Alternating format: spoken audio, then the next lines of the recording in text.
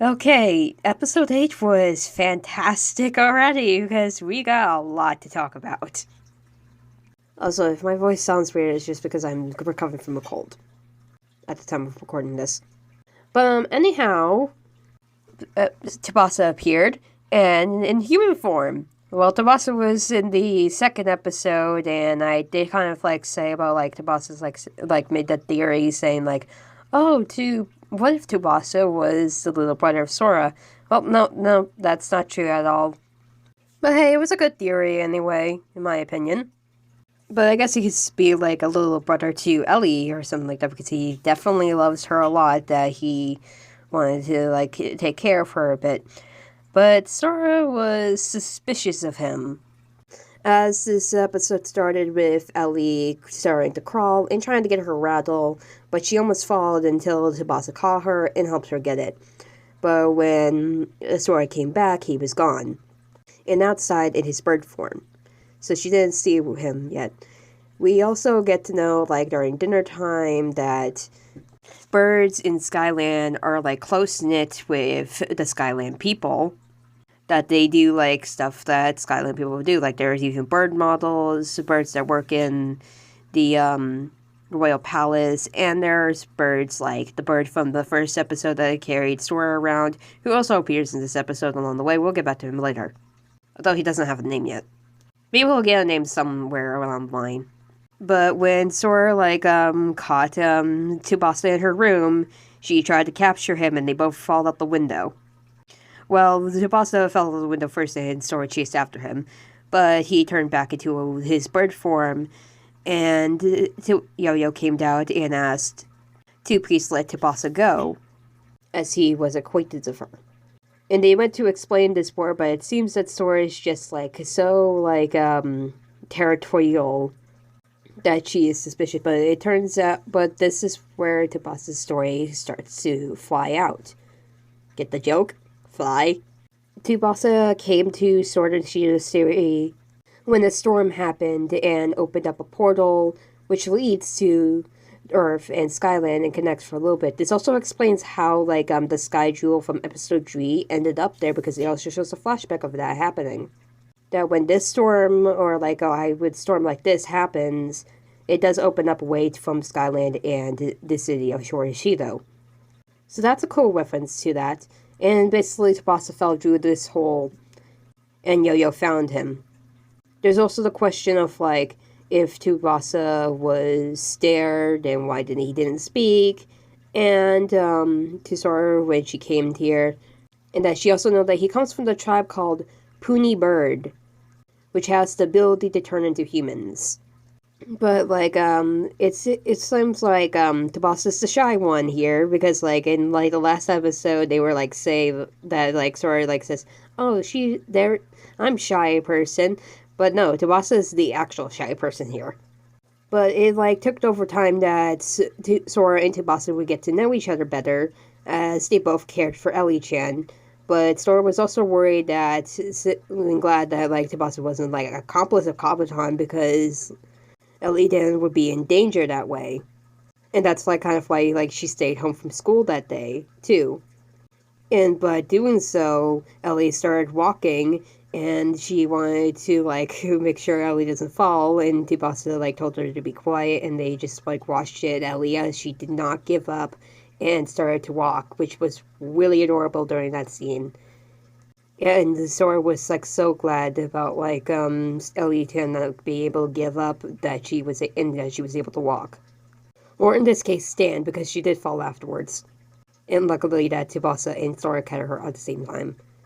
This also leads to Yo-Yo and Tsubasa taking Sora into Tsubasa's room, which is his research lab, and that he is trying to research aeroeconomics.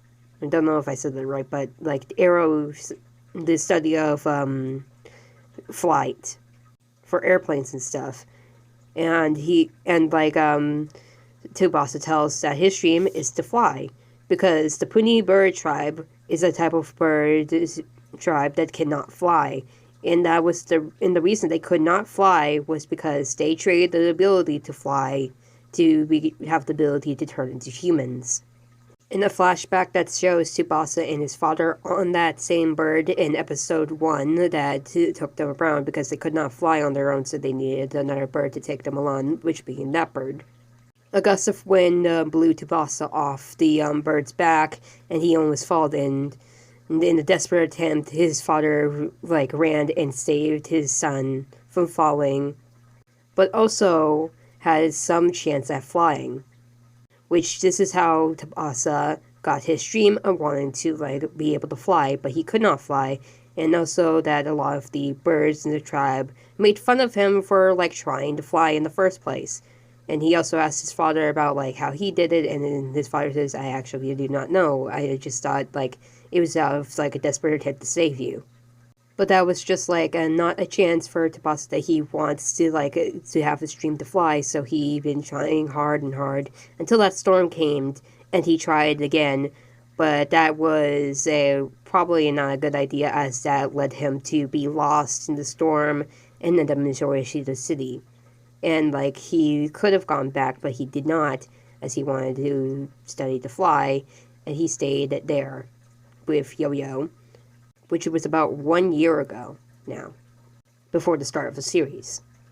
And he also thought Sora would make fun of him for it, like the other birds in the Puni tribe did, but Sora did not. She thought it was a really good dream, and she even related to her dream, which was becoming a hero, saying things on the line, if I remember correctly, about deciding what you want to be is being a hero. And since their paths were different, that doesn't matter, as they were both the same. Tsubasa wanted to fly, Sora wanted to be a hero. And they both come from Skyland. And so that's what happened. And that they became friends after that. But then, as Mashia was coming home from school, it turns out that people at HRC Academy were worried about Sora because she then came in that day, and there was a small panic and everything. Oh my god, guys, come on. I know you got attached to Sora real quick and everything, but don't worry, you can stay home for 1 day or something like that, because that's what I did with this cold that I'm having, if you did not tell by my voice, which was suffering for me. Well, I guess it's it's just a cold, but it's when I had the COVID that time, oh god, I was suffering even more. So, yeah, cold is fine. But as Mashia was leaving to go home and came back, she, on the way home, to Kapitan appears and takes the UFO, droid that 3 kids were playing with, and he uses this to turn it into the Romborg of the episode. And also next episode too, which is shaped like a UFO. And he demands that the Pretty Cure come out and fight him, and so Mashio and Sora transform to Cure Sky and Prism, and they go to fight Kapitan and his UFO Ramgorg. But Ellie-chan didn't want them to go, and so she used the swing thing by activating it on her own, and to go after them, which putting her in danger. Honestly, that baby does not care about danger and anything. She really cares about, Sky and Prism a lot. But safety first. It also turns out that Akiha was in the city while this was all going down, and Yo-Yo informed her about what was going on, that Ellie-chan went after Prism and Sky and all that, and she was directing her about if Ellie gets to the Pretty Cure, then you need to get to a safe place and everything like that. And Tsubasa was watching this as he was frightened about and he was worried about Ellie-chan, so he made this big decision that he was gonna leap out there and fly to go into Ellie-chan's rescue and help out the Pretty Cure, which is gonna happen in the next episode because he's gonna become a Cure Ring. The first mainline male Cure. So I'm going to be, so happy for episode 9, because, episode 8 definitely, paved the way for episode 9's climactic battle. So I can't wait to see it. And we don't really know about, what some Cure Rings attack yet. A single attack. But we'll find out eventually. Maybe we might get to see, the villains or anything, because, this could be, a mid-end fight, so Maybe we'll see the main villain and more villains from the Under Empire, get more information from them, just to fill up the episode a bit.